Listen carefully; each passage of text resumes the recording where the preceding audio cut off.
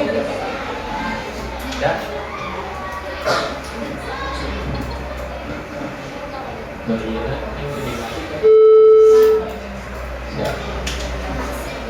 Kurang lebih tanya. Assalamualaikum warahmatullahi wabarakatuh. Bapak Kepala Sekolah yang saya hormati dan juga ibu-ibu ibu-ibu guru SD Negeri Cisampang 1 yang tak lupa saya hormati dan saya banggakan. Dalam kesempatan ini kita berkumpul bersama dalam acara diseminasi pemahaman dan penerapan pengalaman budaya positif. Adapun nanti yang akan disampaikan oleh saudara Ibu Dini Dian Ayu SPD. Sebelumnya, marilah kita buka acara ini pada pagi yang cerah ini, yaitu dengan bersama-sama membacakan basmalah. Untuk yang selanjutnya yaitu menyanyikan lagu Indonesia Raya. Kepada Bapak dan Ibu dipersilakan untuk berdiri.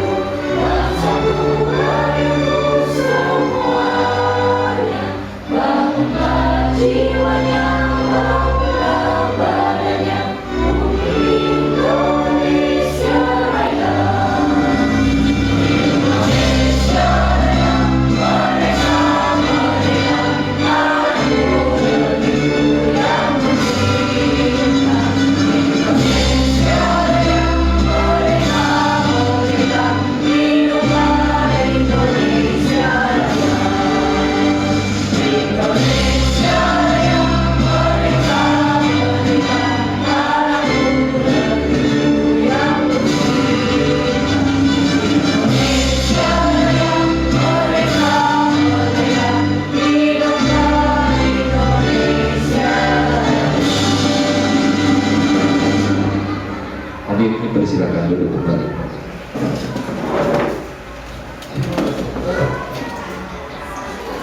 Untuk selanjutnya, acara yang selanjutnya yaitu adalah sambutan atau arahan dari Bapak Kepala Sekolah. Padanya kami persilakan. Assalamualaikum warahmatullahi wabarakatuh. Bapak Ibu guru yang saya hormati, alhamdulillah pada pagi ini kita bisa berkumpul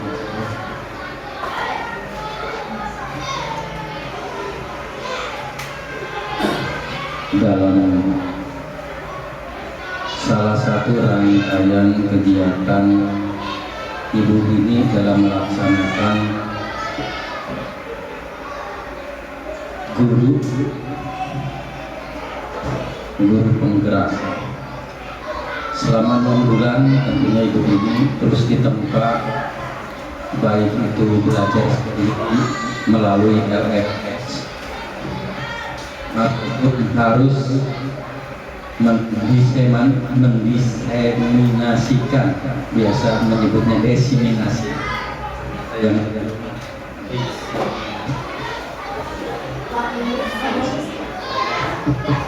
halo.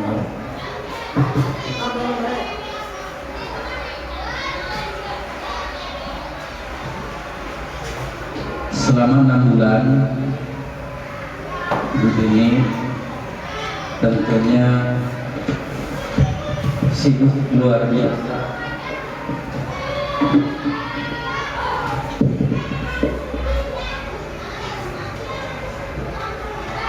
Selama 6 bulan tentunya Bu Dini sangat disibukkan dengan kegiatan-kegiatan yang banyak menguras baik itu tenaga, pikiran, materi dan sebagainya, tapi itu semata-mata untuk meningkatkan diri, meningkatkan kompetensi Bu Dini sendiri sebagai guru. Insya Allah selepas nanti setelah 6 bulan dinyatakan lulus sebagai guru penggerak, pastinya Bu Dini akan memiliki pengalaman lebih yang didapat selama 6 bulan terus menerus siang malam bergelut dengan laptop, bergelut dengan buku, mungkin dengan referensi yang lainnya. Insya Allah nanti akan terasa indahnya di akhir kegiatan setelah menjadi guru penggerak, dan nanti jangan berhenti di situ, nanti bisa juga nanti ke pengajar praktik atau menjadi mungkin mengembangkan karir yang lebih tinggi untuk Bu Dini. Dan Bapak Ibu, informasi kemarin kebetulan saya juga melaksanakan IHT dengan Pak Dr. Ahjar, salah satu WI dari BPGP, bahwa dalam waktu dekat akan dibuka kembali CGP Angkatan 12. Ya, saya berharap Bapak Ibu mendaftarkan diri karena ini banyak keuntungan yang nanti akan diperoleh oleh Bapak dan Ibu. Betul, ketika melaksanakan pasti lelah, pasti capek, sama seperti saya juga di sekolah penggerak, sudah merasa lelah, sudah merasa capek. Itu manusiawi, tapi tidak menurunkan semangat kita untuk terus lebih mengembangkan pengetahuan, lebih mengembangkan profesional kita sebagai guru.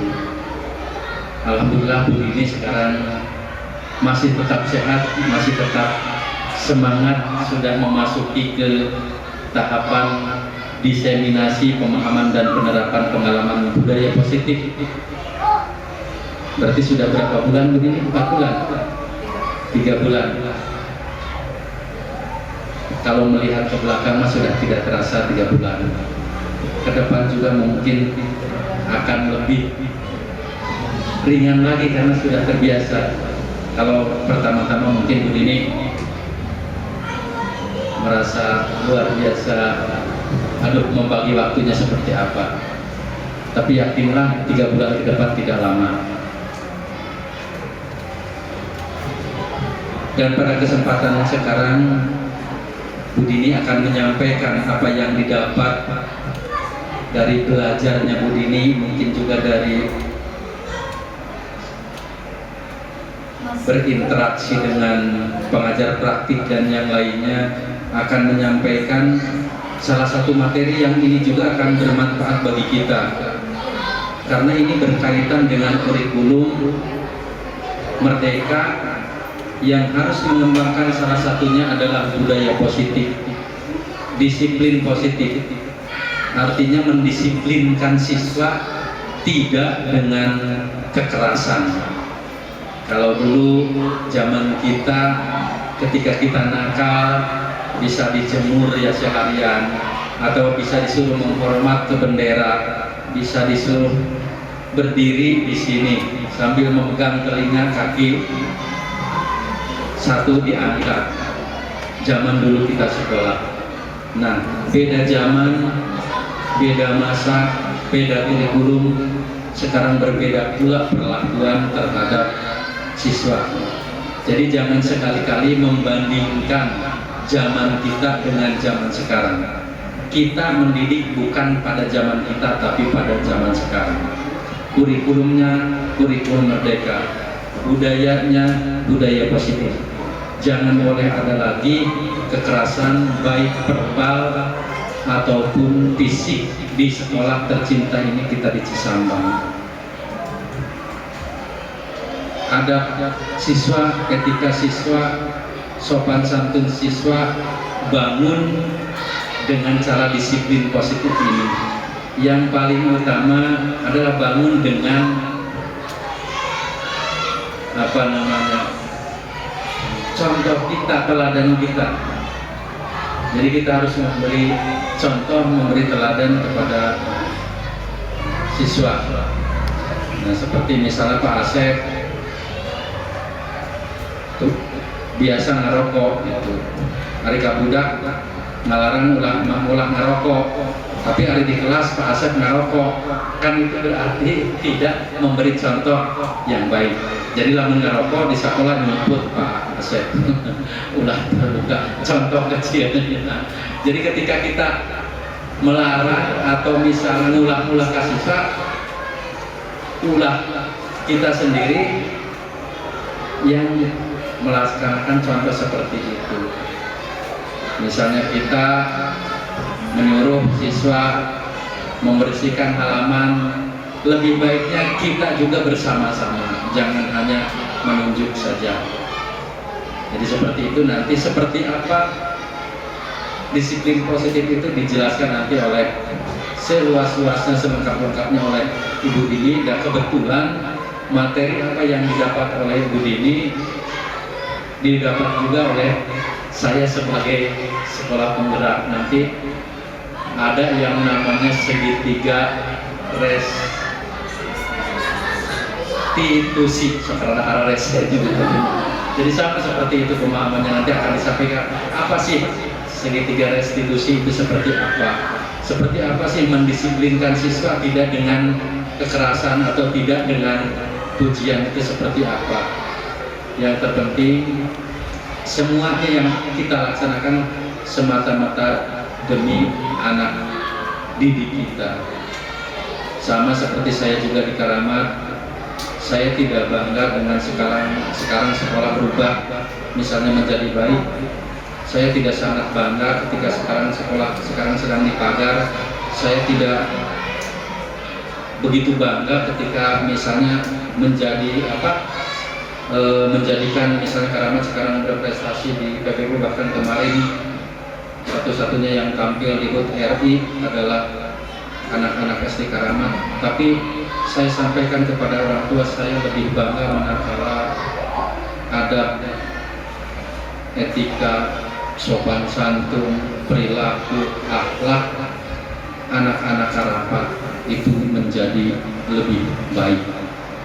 Jadi karena tujuan kita dalam pendidikan adalah mendidik. Jadi tidak hanya memintarkan, tapi bagaimana kita memanusiakan manusia di sekolah ini. Apalagi di kurikulum merdeka itu kita harus mengembangkan 6 dimensi profil pelajar Pancasila. Itu saja mungkin sebagai pengantar, sebagai sambutan. Selanjutnya saya serahkan sepenuhnya, dan mudah-mudahan Bapak Ibu semuanya bisa menyerap apa yang disampaikan oleh Ibu Dini. Ya, kebetulan ini juga sebenarnya tanggung jawab kepala sekolah. Lebih ringan ini Bu Dini sekarang menyampaikan yang harus dilakukan oleh Bapak Ibu di sekolah ini. Terima kasih atas perhatiannya. Wassalamualaikum warahmatullahi wabarakatuh.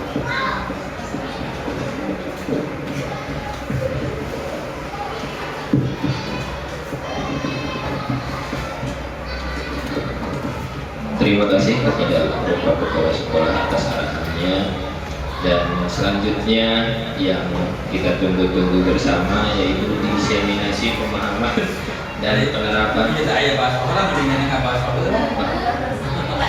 pengalaman budaya positif yang nanti akan disampaikan oleh Ibu Dini Dian Rahayu, CGP Angkatan 11 ya. Mudah-mudahan nanti kita diberikan ilmu juga yang berlebih dan positif oleh Ibu Dini.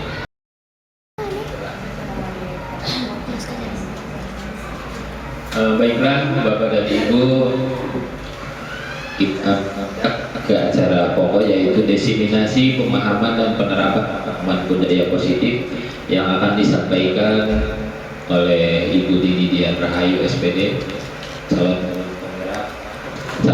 guru penggerak angkatan 11. Kepadanya saya persilakan.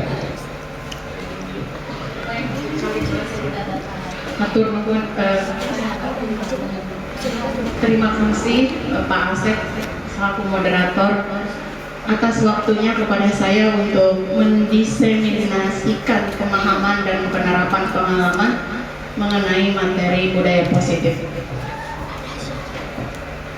Sebelumnya saya mengucapkan terima kasih kepada semua rekan-rekan guru hebat di SDN Cisamang 1 atas waktunya untuk mendengarkan saya memaparkan materi mengenai budaya positif.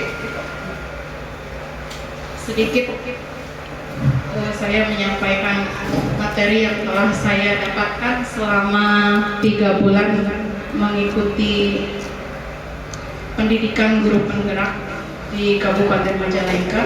Tadi sudah disinggung oleh Bapak Kepala Sekolah mengenai budaya positif. Memang betul budaya positif sekarang, terutama disiplin positif itu perlakuan kita terhadap murid itu berbeda dengan dulu. Kalau dulu mah kebanyakan berupa hukuman untuk mendisiplinkan anak, sekarang mah katanya tidak boleh menggunakan hukuman.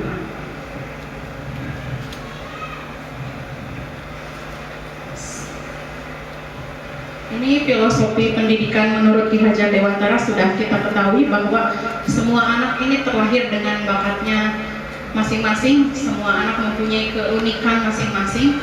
Kemudian tugas guru itu hanya menuntun bakat tersebut agar anak tumbuh dengan selamat dan bahagia. Guru ibaratnya diibaratkan sebagai petani, murid ibarat biji jagung. Jadi bagaimana si biji jagung tersebut tumbuh menjadi tumbuhan jagung dengan bagus ataupun gagal itu tergantung seorang petani. Nah, begitupun kita. Jadi siswa itu diibaratkan sebuah tumbuhan, gitu ya. Bukan melihat siswa kita sebagai tumbuhan, bukan, tapi diibaratkan kita itu seorang petaninya, bagaimana cara memupuknya, bagaimana cara merawatnya sehingga si tanaman tersebut bisa tumbuh dengan sehat, bisa tumbuh dengan kuat. Nah, itu kita juga memperlakukan ke siswa itu seperti itu. Dan kita juga dalam mendidik anak ini harus sesuai dengan kodrat alam dan kodrat zaman serta berpihak kepada murid. Kodrat alam dan kodrat zaman apa sih? Jadi kodrat alam ini adalah bakat yang sudah tumbuh di dalam diri murid masing-masing. Jadi setiap anak itu mempunyai bakatnya masing-masing. Jadi tugas kita sekarang hanya menebalkan si bakat siswa tersebut dengan kodrat zaman yang sekarang. Berarti kodrat zaman sekarang kita menggunakan teknologi ya, seperti itu. Jadi disesuaikan dengan perkembangan zaman saat ini. Apa itu budaya positif? Budaya positif sendiri yaitu perwujudan dari nilai-nilai atau keyakinan universal yang diterapkan di sekolah. Konsep inti menciptakan budaya positif ini ada 8. Yang pertama, perubahan paradigma belajar. Yang kedua, budaya positif. Yang ketiga, nilai kebijakan. Keempat, kebutuhan dasar manusia. Dan yang kelima, motivasi perilaku manusia. Yang keenam, posisi kontrol guru. Kemudian keyakinan kelas, dan segitiga restitusi. Ini yang akan kita bahas saat ini. Ada 8 poin budaya positif. Sekarang saya meminta coba ini meminta dua guru ya. Yang satu tugasnya itu mengepalkan tangan. Satu orang nanti, 2 orang ke depan. Siapa yang bersedia untuk menjadi contoh? 2 orang saja. 1 orang berusaha mengepalkan tangan dan 1 orangnya berusaha untuk membuka telapak tangan temannya dengan cara apapun, dengan cara membujuk, menghardik, kemudian menggelitik atau menawarkan sesuatu agar si teman tersebut bisa membuka tangannya. Coba 2 orang saja saya meminta untuk ke depan. Bu Pani sama Bu Dede. Bu Pani mau ke tangan atau yang mencoba membuka? Bu Pani yang berusaha mengepalkan tangan. Bayangkan Ibu, Bu Pani bayangkan di tangannya itu ada sesuatu yang sangat berharga. Contohnya emas atau apa ya? Berlian, jodoh, suami, calon suami. Bu Dede ini tugasnya bagaimana caranya agar Bu Pani membuka telapak tangannya. Bu Pani harus berusaha tetap mengepal. Bagaimana? Mau dengan cara menghukum, membujuk, menggoda, menggelitik, apapun agar Bu Pani membuka tangannya. Ayo Bu Dede, coba. Berikan sesuatu yang bisa membuat Bu Pani membuka tangannya. Karena dengan tenaga tidak sanggup, jadi dengan rayuan. Dengan rayuan, coba Bu Dede. Neng Pani, bukan. Ada apa itu di tangan? Sesuatu yang berharga. Boleh tahu? Boleh, tapi apa ya? Jangan diambil. Oke, berarti itu hak Bu Pani ya? Oke, kalau itu hak Bu Pani, kalau misalkan tangan Bu Pani membuka, saya doakan semoga Bu Pani masuk surga. Tapi kalau tetap menutup, saya doakan tidak ada pilihan lain kecuali membuka tangan Bu Pani. Karena kalau membuka, saya doakan masuk surga. Bagaimana? Saya mau membuka. Nah, tadi Ibu kan tidak bilang tangan mana yang dibuka kan? Saya akan Dan saya pengennya yang itu. tidak berikan tangan yang mana. Menginginkan Tangan yang mana? kan yang menjadi topik pembicaraan dari awal adalah tangan yang mengepal. Jadi tidak berbicara kepada tangan yang terbuka.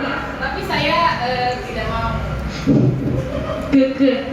Walaupun didoakan masuk surga kalau membuka tangan. Harusnya doa itu tulus dari hati ya, tidak dengan syarat. Nah, gitu Bu. Kalau mau mendoakan yang baik, begitu Bu. Ya, gitu Bu. Jadi kalau saya tidak membuka tangan itu pilihan saya ya Bu. Berarti masih gagah tidak mau didoakan untuk sesuatu yang indah. Karena di surga itu banyak keindahan. Barangkali saja di sana ada jodoh.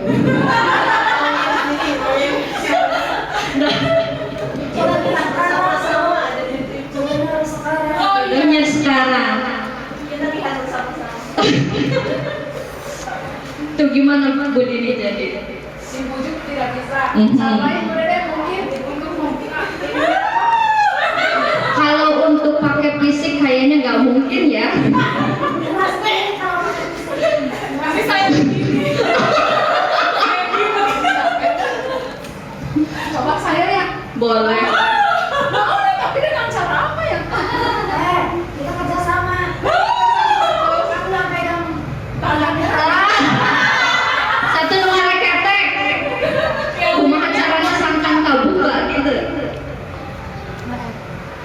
kerja sama mereka Bukan ditakutin, bukan tidak bisa. Ya apa? jadi lamun ieu mah kekeun teh mikrang nggak mau ngabuka. Ada yang mau mencoba lagi. Ayo sok ke depan giliran Pak Asep. Rayuan maut. Rayuan maut. Ayo Pak Asep rayuan maut Pak Asep. Pani membuka tangannya.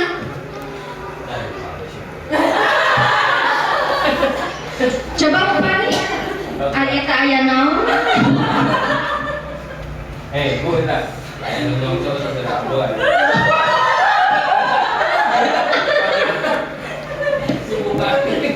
Tidak berhasil ya. Karena sayanya nggak mau. Ya, begitu Budi. Tapi coba di depan tuh ada kamera. Tangan kiri, Harus dengan tangan kanan.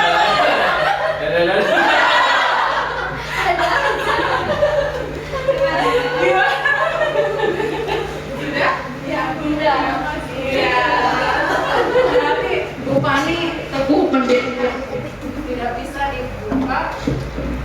tangannya, walau dengan cara dibujuk, kemudian saya mencoba menakut-nakuti, ternyata pendirian Bu Pani teguh selalu mengepalkan tangannya. Bu Pani, apa sih yang dibayangkan di tangannya?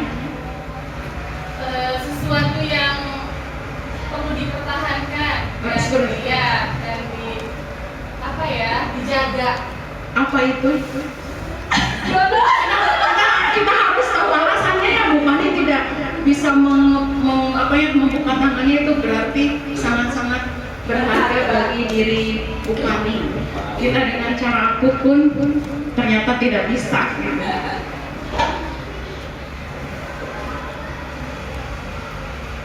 Nah, itu yang terjadi di kehidupan kita, miskonsepsi tentang teori kontrol. Ternyata kita selalu beranggapan bahwa guru itu mengontrol peserta didik. Nah, yang pertama. Yang kedua yaitu bahwa semua penguatan positif, efektif, dan bermanfaat. Yang ketiga, bahwa kritik dan membuat rasa bersalah menguatkan karakter. Dan yang keempat, bahwa orang dewasa berhak memaksa. Tapi ternyata di diri Bu Pani tidak ada ya ilusi tersebut.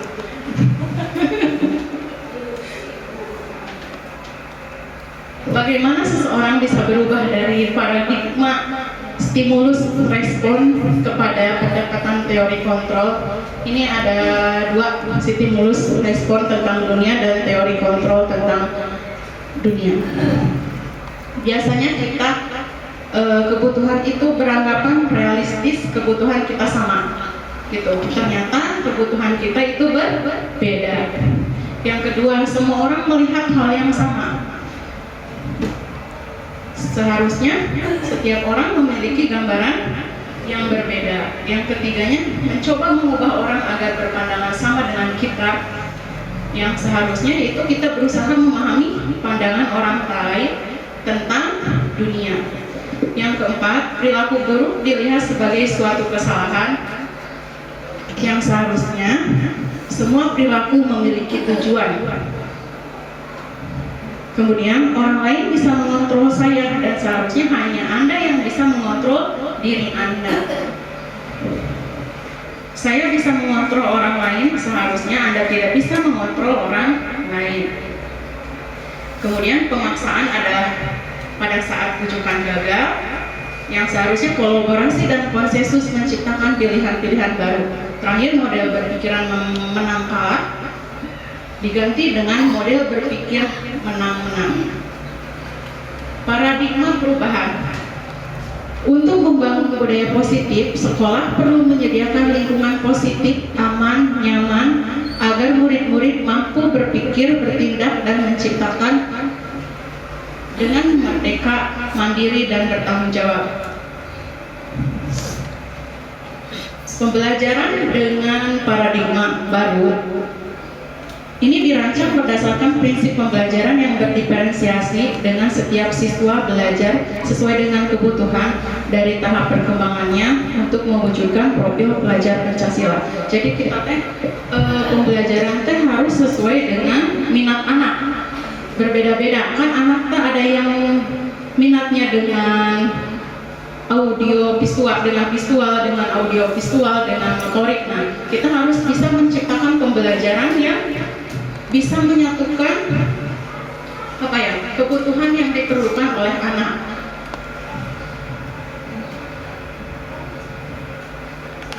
Disiplin positif sendiri ini berasal dari bahasa Latin disiplina yang artinya belajar, namun dalam budaya kita makna kata disiplin telah berubah menjadi sesuatu yang dilakukan seseorang pada orang lain untuk mendapatkan kepatuhan.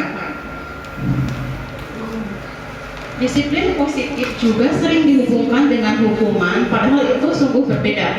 Karena belajar tentang disiplin positif tidak harus memberi hukuman, justru itu adalah salah satu alternatif terakhir dan bila perlu tidak digunakan sama sekali. Jadi mendisiplinkan anak tidak hanya dengan hukuman, tapi hukuman bisa dilakukan jika alternatif terakhir dengan cara apapun sudah tidak bisa, baru menggunakan dengan hukuman.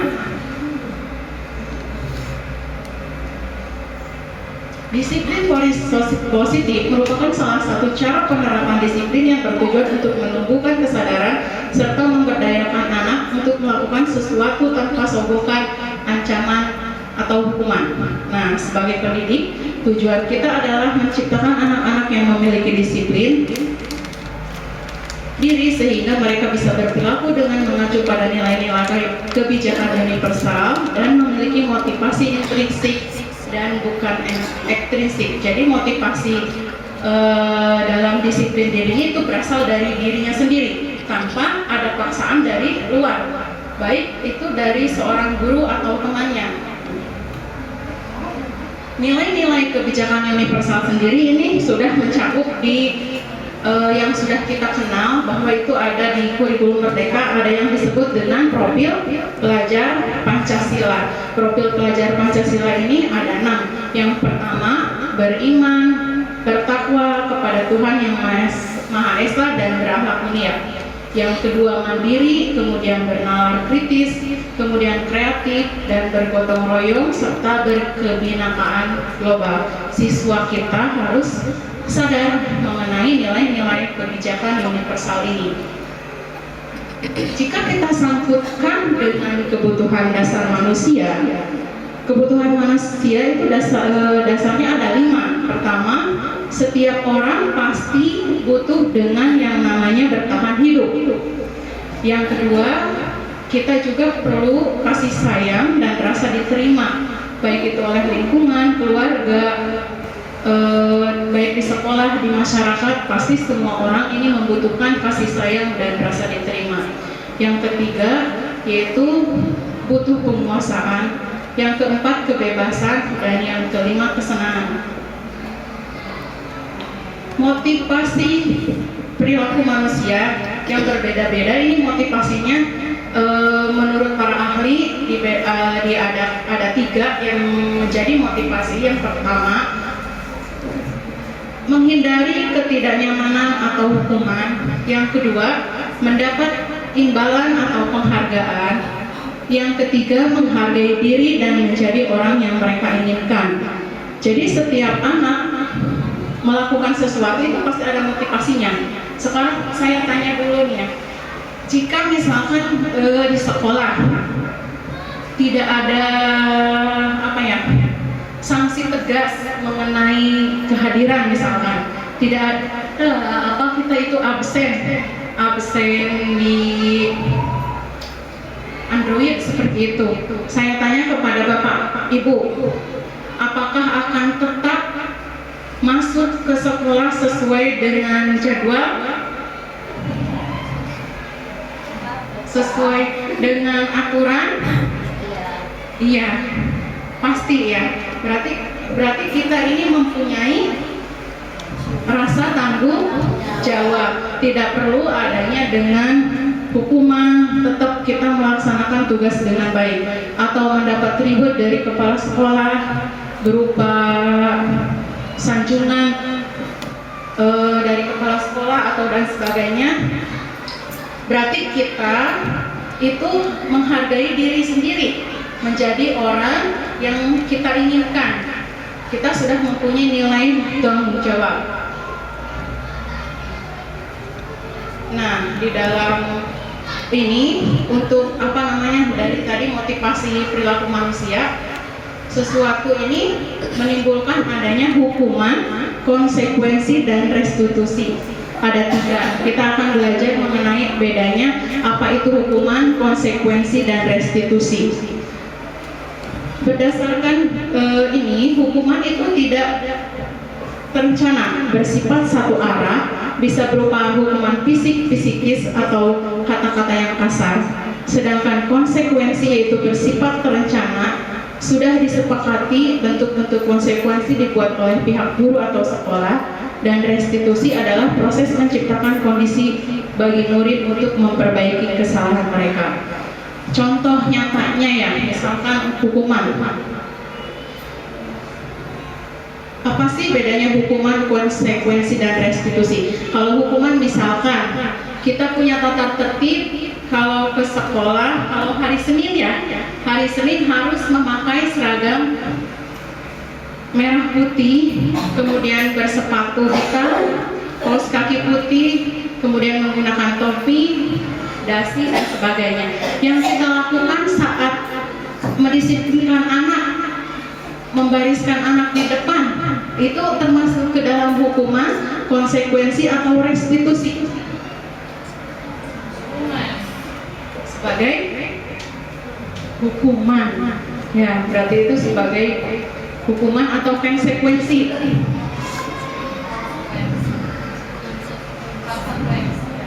Hukuman. Kalau hukuman itu biasanya dari kata-kata, perilaku ya, ataupun misalkan lari. Kalau hukuman itu misalkan kalau tidak memakai seragam nanti kalian harus lari keliling lapangan, berapa keliling lapangan, itu yang disebut dengan hukuman. Tapi kalau misalkan berbaris berbeda, itu adalah konsekuensi.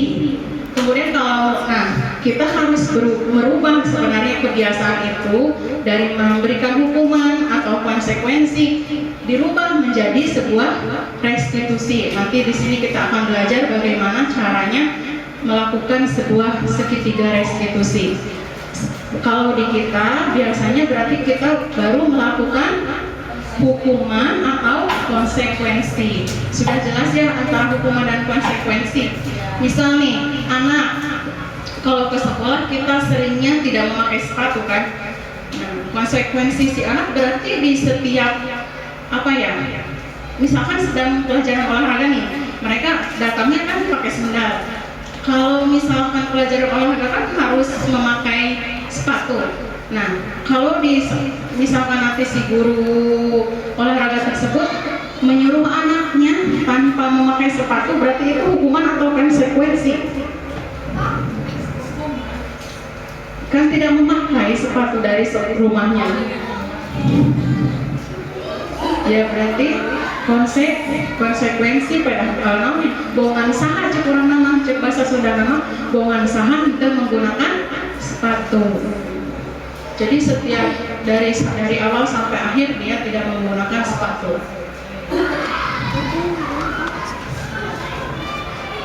Nah, sekarang juga kita harus merubah dari dari peraturan kelas menjadi keyakinan kelas. Ini sangat penting untuk kita bisa melaksanakan segitiga restitusi tersebut. Kita harus mempunyai keyakinan kelas terlebih dahulu. Keyakinan kelas ini dibuat berdasarkan kesepakatan antara guru dan siswa yang bersifat universal. Kedua, peraturan kelas biasanya dibuat oleh guru dan bersifat satu arah. Itu bedanya. Kalau peraturan kelas mah kita yang menyusun, kalau keyakinan kelas mah berasal dari siswa, dari impian-impian siswa di kelas kita. Mau jadi seperti apa, itu keyakinan kelas. Nah, prosedurnya untuk pembentukan keyakinan kelas ini kita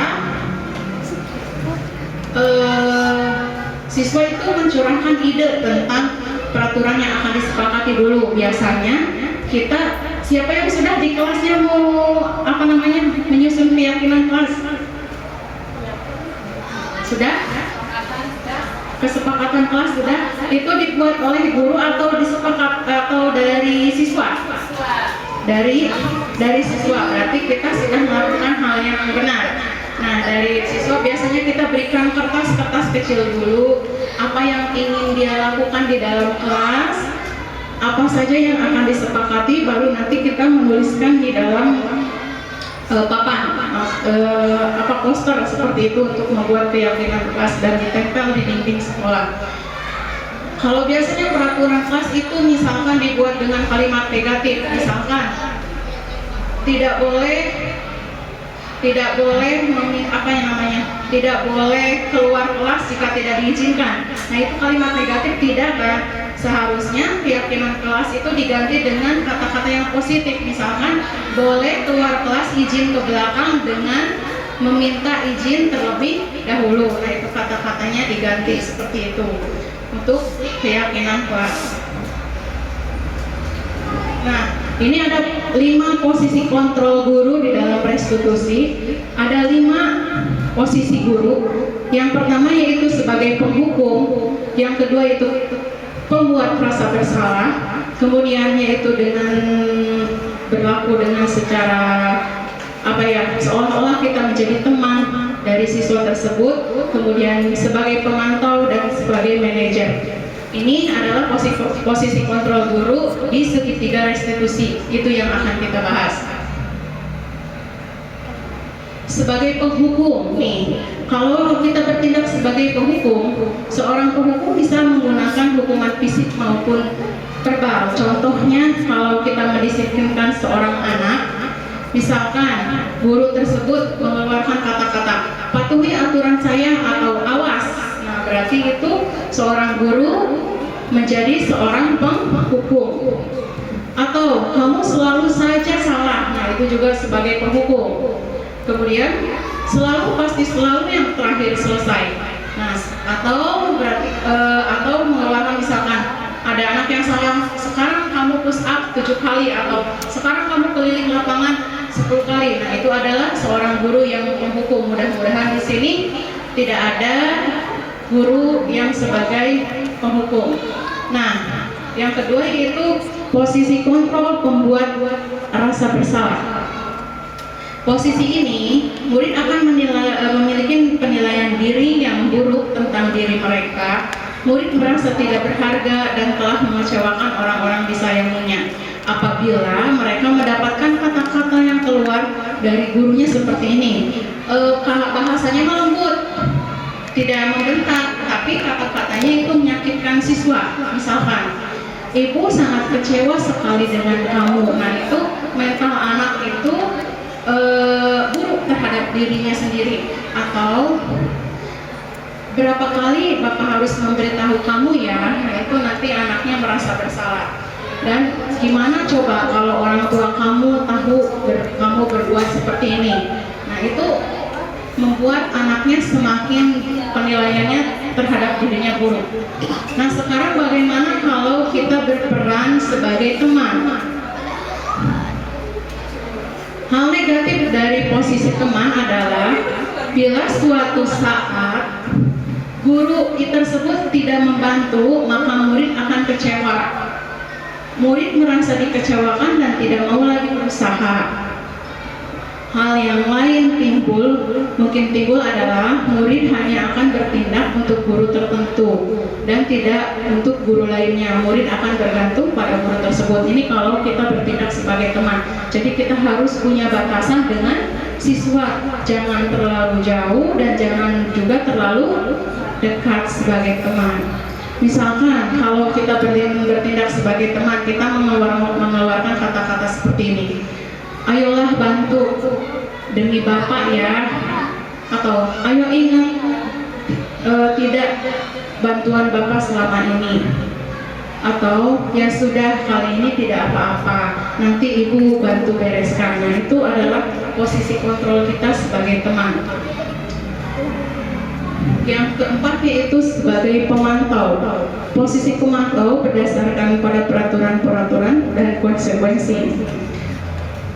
Kata-kata yang dikeluarkan oleh guru saat menjadi pemantau yaitu kita bertanya kepada anak, misalkan ada yang tidak disiplin, misalkan ada yang kesiangan atau sebagainya, kita bertanya peraturannya apa ya, atau apa yang telah kamu lakukan, atau sanksi atau konsekuensinya apa. Berarti ini guru tersebut menjadi seorang pemantau.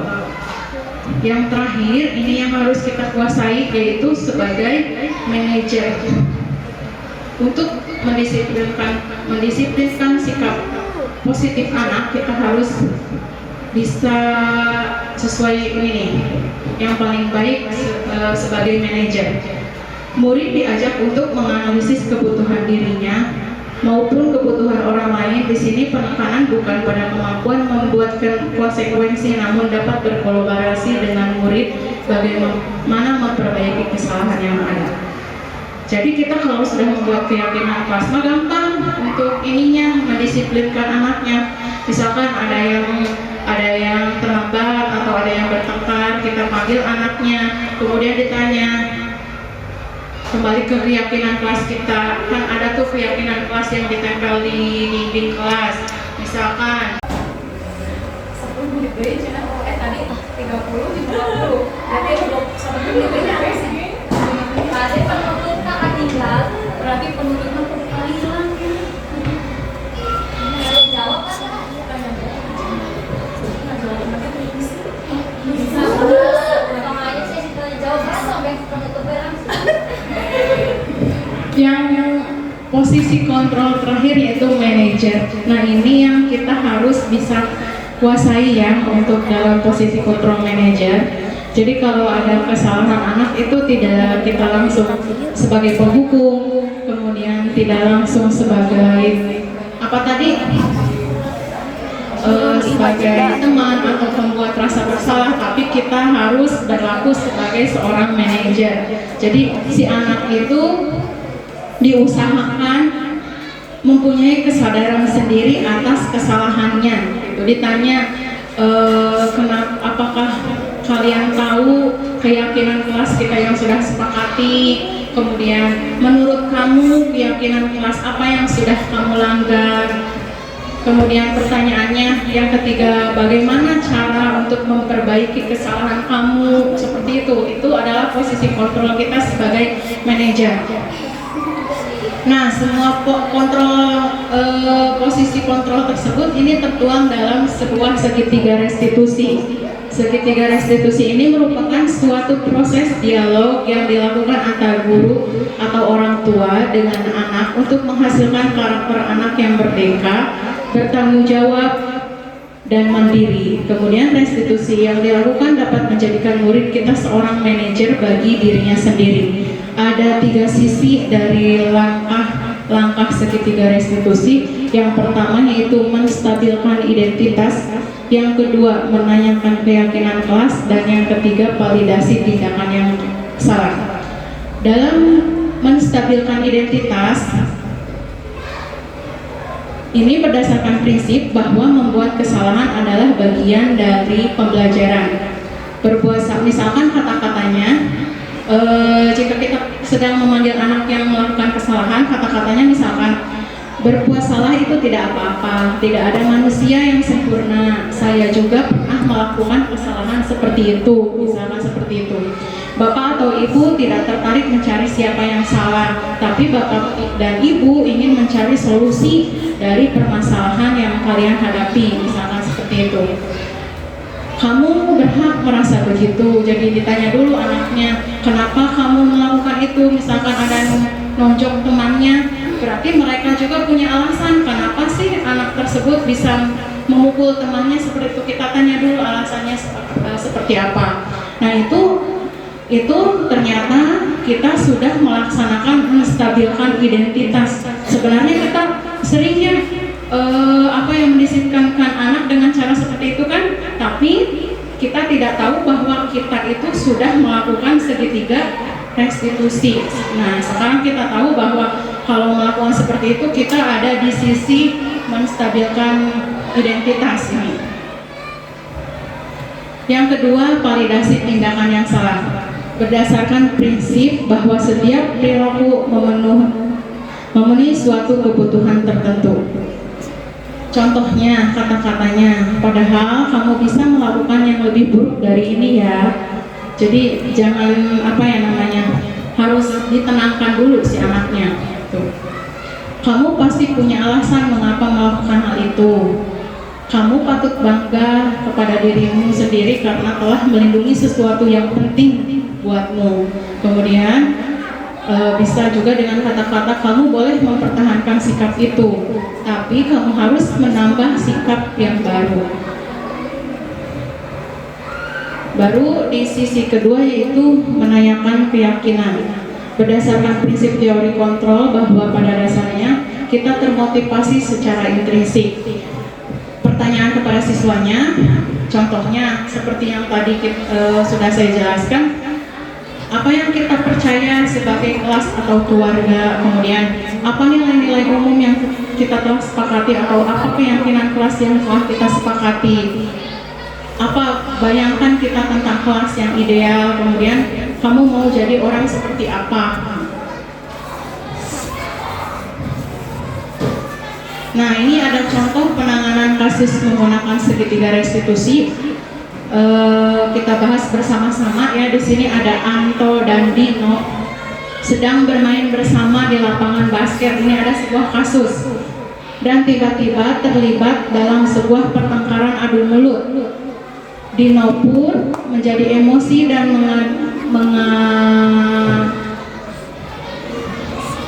mengadakan kontak fisik, menarik kemeja Anto dengan kasar sampai 3 kancingnya terlepas. Pada saat itu guru menenangkan keduanya, terutama Dino. Dino, sepertinya kamu saat ini sedang marah sekali, kata seorang guru. Mendengar itu Dino pun mengawali bercerita tentang kekesalan hatinya. Ibu Suti pun melanjutkan bahwa membuat kesalahan adalah hal yang manusiawi dan bahwa mempertahankan diri adalah hal yang penting. Namun meminta Dino memikirkan cara yang lain yang mungkin lebih efektif. Karena saat ini Dino berada di ruang benar kasih macanya ini? Karena saat ini Dino berada di ruang kepala sekolah. Mending arahnya pisan. Nah,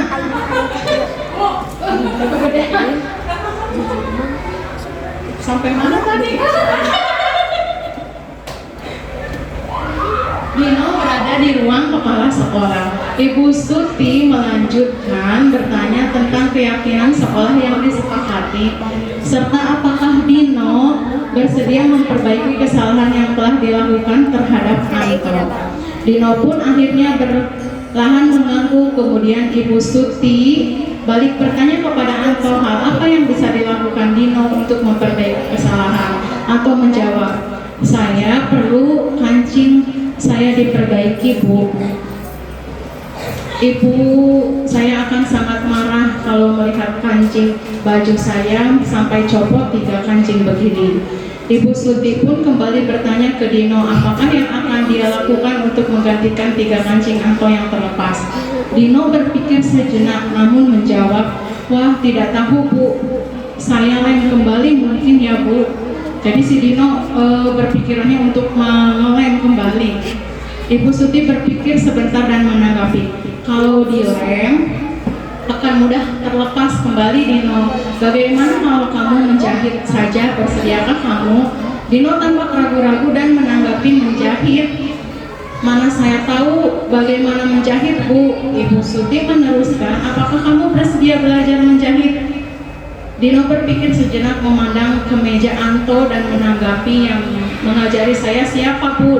Dengan cepat Ibu Suti akhirnya Dino mengangguk, tanda menyetujui, dan sepanjang siang itu Dino belajar menjahit dan memperbaiki kemeja Anto. Terakhir kali terlihat kedua anak laki-laki tersebut, Dino dan Anto, pada jam pulang sekolah mereka sudah bercengkrama dan bersenda gurau kembali. Nah, menurut Bapak Ibu semua, apakah tindakan Ibu Suti sudah benar? Apakah sudah sesuai dengan segitiga restitusi? Sudah.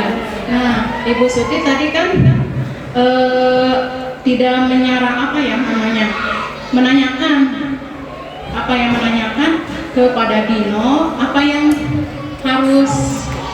ia inginkan. Katanya dia ingin bajunya kembali diperbaiki. Kemudian temannya juga Anto ya tadi menyarankan dilem saja katanya. Tapi kan kalau dilem mudah copot, jadi Bu Suti menyarankan untuk belajar menjahit.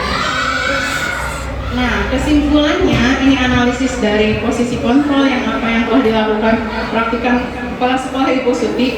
Hal apa saja yang dilakukannya sehingga Anda berkesimpulan demikian?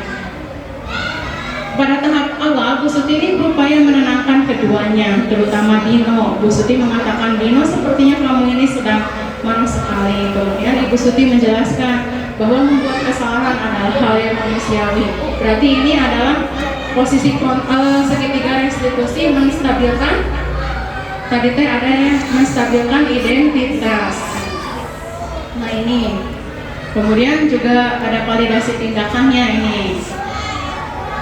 Berkesimpulan, Bu Suti telah menjalankan posisi kontrol sebagai manajer karena Ibu Suti berhasil memadu siswa-siswa ini menuju solusi yang lebih baik dan mengajarkan mereka pentingnya berdamai dan belajar dari kesalahan. Jadi tidak kita yang menghukum, tapi harus siswanya yang yang mencari solusi sendiri dari permasalahan mereka.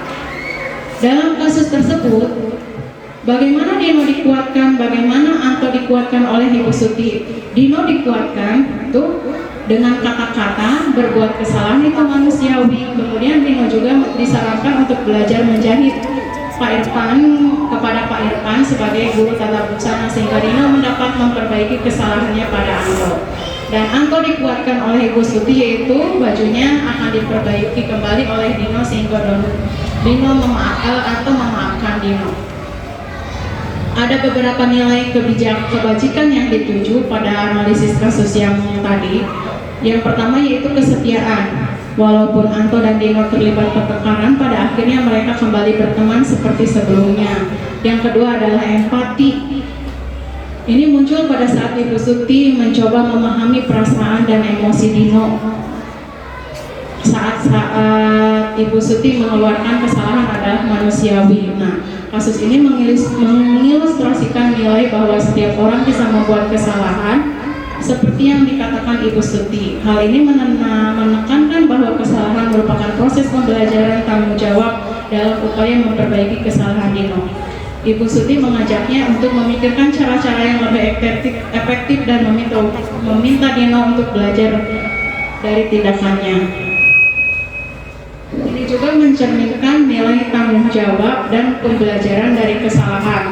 Ada kerjasama juga di sana, bersedia memperbaiki masalah dan menjahit kancing baju yang terlepas. Kemudian ada juga nilai kebijakan yaitu leadership, kepemimpinan dari Ibu Suti. Mungkin hanya itu yang bisa dapat saya sampaikan. Kurang lebihnya mohon maaf, saya kembalikan kepada moderator. Iya, terima kasih Ibu Dini yang sudah memaparkan dan sangat luar biasa sekali.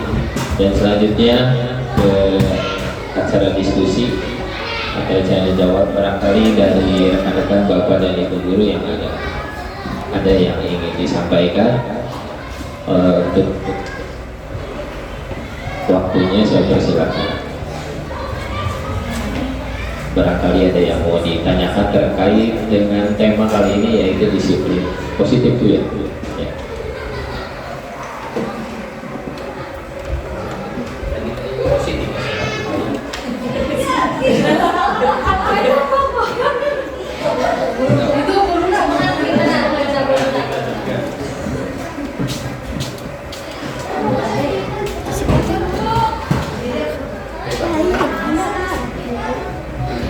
Assalamualaikum warahmatullahi wabarakatuh. Saya Nurul Dana dari kelas 3B ingin meminta saran atau pencerahan untuk kasus pendisiplinan dalam hal ini. Masalahnya itu adalah verbal atau perkataan dari anak-anak yang sudah cukup mengganggu gitu, perkataan kasar gitu. Walaupun misalnya kita kami di kelas itu sudah memberikan tata tertib yang dibuat bersama. Kalau misalnya ada yang berkata kasar, ingatkan. Kalau sudah diingatkan untuk tidak berkata kasar, kemudian untuk segeralah beristighfar. Terus seperti kasar, tetap astagfirullahaladzim ibu, segala macam gitu. Dan yang saya rasakan murid yang tahun kemarin itu banyak, tapi terkontrol. Murid yang sekarang sedikit. Laki-laki itu 10 orang. Perbandingannya itu yang 3 orang itu alhamdulillah, yang 7 orangnya subhanallah gitu. Tapi itu cukup mengganggu. Ini seperti apa? Walaupun dia lingkungan di rumah tidak bisa kita kontrol gitu kan ya. Apakah ada sekiranya saran dari Bu Dini dari restitusi ini yang nantinya bisa saya terapkan di kelas saya gitu. Terima kasih. Langsung kita diskusi ya berbarengan, karena sebenarnya saya juga masih belajar mengenai segitiga restitusi. Baru saja tadi pagi juga saya kepada anak-anak tentang mengenai kehadiran nih tadi pagi juga sudah saya menerapkan segitiga restitusi terhadap anak saya. Tadi pagi bermasalahnya tentang kalau setiap pembelajaran bel sekolah itu mereka itu belum masuk ke kelas tapi masih di bawah seperti itu ya. Sebenarnya saya juga sudah menerapkan segitiga restitusi itu, tapi ternyata si anak itu tetap aja seperti itu, diulang lagi. Memang dilema terhadap kita sebagai guru gitu ya, pasti merasakan seperti itu. Apa yang dirasakan Bu Nuna juga dirasakan oleh saya sendiri. Kalau saya sudah melakukan dengan berbagai cara, tapi ternyata masih belum. Berarti belum, dengan cara kita belum efektif. Nah, kita kalau dilihat kepada restitusi, saya tanya dulu Bu Nuna, berarti tadi Bu Nuna bilang sudah ada peraturan kelas ya, sudah ada keyakinan kelas juga yang sudah disepakati bahwa di kelas itu tidak boleh berkata-kata kasar. Nah, sekarang saya tanya kepada Bu Nuna sudah nggak meminta jawaban dari anak, kenapa anak tersebut bisa berkata dengan kasar? Apa alasan dari anak tersebut? Sudah, alasannya itu yang pertama, masih melakukan lagi, ibu lupa, kemudian itu anak yang lain juga masih tetap kayak begitu aja, terus udah ibu keren.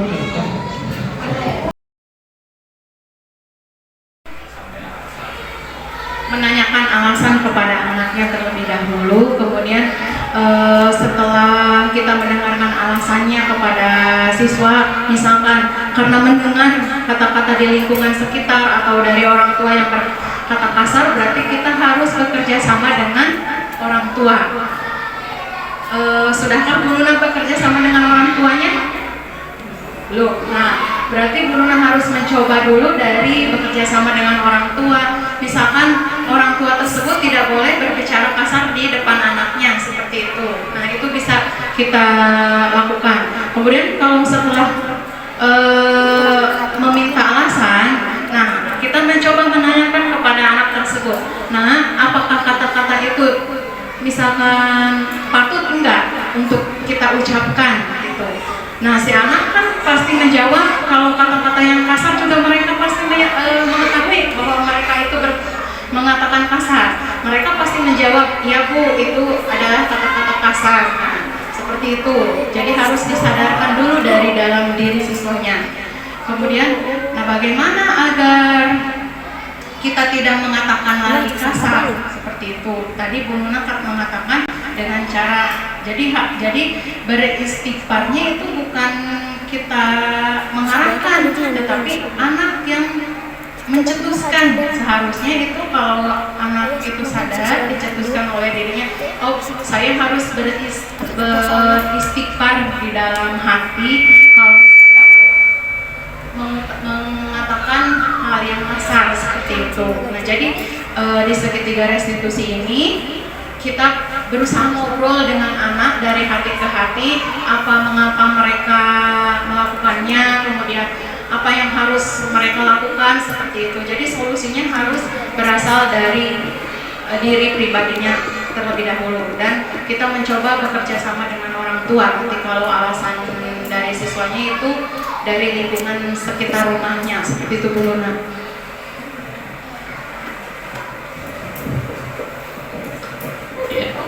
Barangkali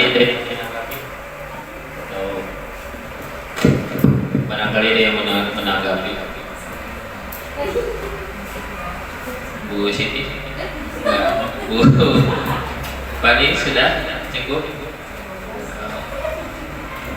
Terima kasih atas waktunya. Mungkin jawabannya tadi sangat luar biasa terkait dengan pertanyaan juga tentang kekerasan atau kata-kata verbal yang sering disampaikan oleh anak di sekolah. Mungkin tadi jawabannya sudah sangat luar biasa disampaikan oleh Bu Nini, yaitu kita harus ada koordinasi dengan orang tua. Seandainya kita sudah menyampaikan, mungkin bisa dengan cara-cara yang lain. Itu saja dalam kesempatan kali ini dalam acara diseminasi pemahaman dan penerapan pengalaman budaya positif di sekolah. Kita terima kasih kepada narasumber yaitu Ibu Dini Dian Rahayu SPD yang telah memberikan materi buat kita semua. Marilah bersama kita tutup acara ini dengan membacakan hamdalah. Demikian Bapak dan Ibu yang saya hormati, rangkaian telah kita laksanakan bersama. Kurang dan lebihnya mohon maaf. Wabillahi taufiq wal hidayah. Wassalamualaikum warahmatullahi wabarakatuh. Waalaikumsalam warahmatullahi wabarakatuh.